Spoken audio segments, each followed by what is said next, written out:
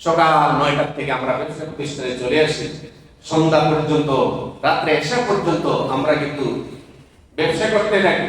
কিন্তু ব্যবসা কি জিনিস সেটা আমরা জানি।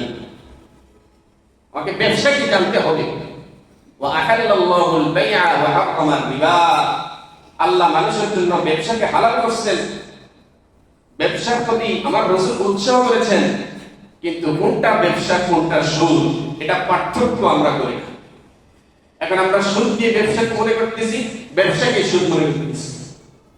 এই জন্যই তো হাদিসের মধ্যে এসেছে তলাবুল কাসবিল হালাল ফরিয়দাতুন বাদাল ফরিয়দা। নামাজ যেরকম ফরজ, রোজা যেরকম ফরজ, জুমা যেরকম ফরজ, হজ যেরকম ফরজ, এরকম হালাল সম্পদ উপার্জন করা ফরজ। নামাজ রোজা করেই হলো মানুষের হালাল রিজিক অন্বেষণ করা। আমাকে বুঝতে হবে আমি যেটা ব্যবসা বলতেছি আসলে এটা ব্যবসা কিনা, নাকি এটা সুদ। সুদ আমি ব্যবসা বলতেছি। বর্তমান পৃথিবীতে এই যে বিধর্মীরা সুদ এমন এমন জিনিসকে ব্যবসা বানিয়ে আমাদের চোখের সামনে ঘুরাচ্ছে, আসলে এগুলা ব্যবসায়ী। এই জন্য কোনটা ব্যবসা কোনটা ব্যবসা না, আপনি যদি ব্যবসায়ী হয়ে থাকেন তাহলে এই সম্পর্কে আপনি উলামায়ে কেরামের শরণাপন্ন হয়ে আপনাকে জানতে হবে। তবে আপনি যদি ব্যবসায়ী না হন, আপনার ব্যবসা সম্পর্কে মাসালা জানা এত জরুরি না। কিন্তু যদি আপনি ব্যবসা করেন, প্রথমে আপনাকে ব্যবসা শিখতে হবে। আপনাকে যেরকম পণ্যের মান বুঝতে হবে, পণ্য কোনটা এটা চিনতে হবে, এরকম তার শরীরে মাসালাও জানতে হবে। একটা আনকরা লোক জিন্দেগিতে কাগজ চিনেও না বুঝেও না। আমরা আগে জানতাম না কাগজে যে গ্রামস আছে, এগুলো কেউ জানে না। কাগজ যে ওজন হিসেবে মাপা হয়, এগুলো মফাসসিরের লোক জানে না। আমরা মনে করি চাল, পেঁয়াজ এই সমস্ত জিনিসই বুঝি ওজন করে মাপা হয়। এখানে এসে দেখলাম কাগজ নাকি সব ওজন করে মাপা হয়। লেখার জন্য আমরা যে কাগজ কিনি, বাচ্চারা কিনে, ওরা ওজন কিছু বুঝে না। এক দিস্তা লাগবে দেন, এই খাতা লাগবে দেন, কিন্তু এখানে এসে শুনি কাগজের ওজন আছে, গ্রামস আছে। এখন যে ব্যক্তি কাগজ ব্যবসায়ী, ওকে গ্রামস চিনি তারপরে ব্যবসাতে নামতে হবে। অন্যথায় ও কিনছে 70 গ্রামসের কাগজ, বিক্রি করে ফেলবে 40। খালি লস।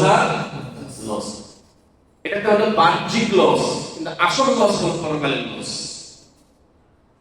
আসল লস হলো পরকালের লস। এই দুনিয়াতে লস হলে আপনি বাঁচতে পারবেন, কিন্তু পরকালে যদি আপনি ধরা খান, ওটার কোনো সীমা, লসের কোনো সীমা নেই।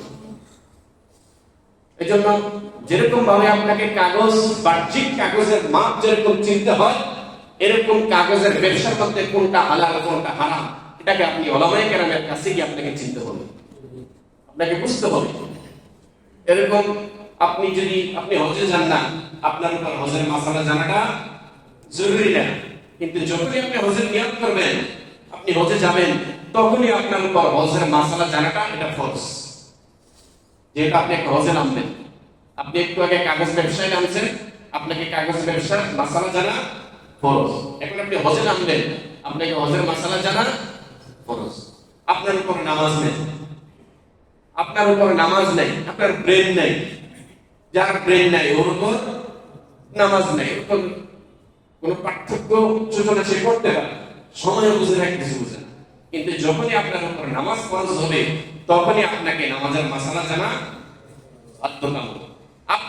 আপনার সম্পদ নেই, যাকাতের মাসালা জানার আপনার দরকার নেই। কিন্তু যখনই আল্লাহ আপনাকে সম্পদ দেবে, তখনই আপনি যাকাতের মাসালা জানা। কারণ আপনি যদি নিয়ত ছাড়া সব আপনি যাকাত দিতে থাকেন, যাকাত আদায় হবে। যাকাতের মধ্যে নিয়ত হলো ফরজ।